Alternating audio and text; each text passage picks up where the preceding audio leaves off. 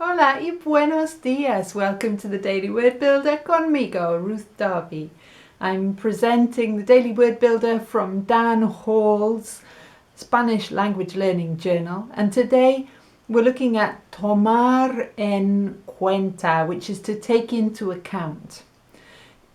This has the general meaning of having something in consideration.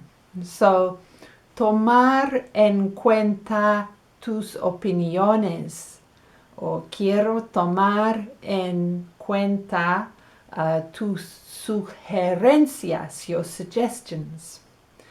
And this often as well has a slightly negative aspect to it. So, for example, I'm going to have present in my mind, voy a tener en cuenta tus palabras, your words, cuando quieras algo de mí.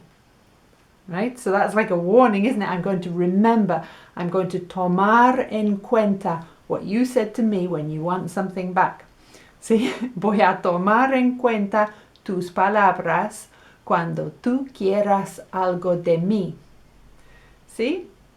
So, tomar en cuenta. Tomar en cuenta una persona.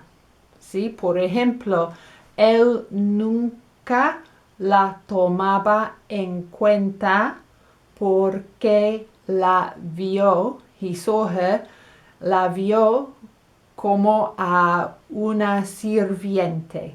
So he never took her into account because he always saw her as a servant. ¿Sí? Nunca la tomaba en cuenta porque siempre la vio como a una sirviente. So take things into account. Tomar las cosas en cuenta. Bien? And I will see you here mañana. Hasta mañana. Adiós.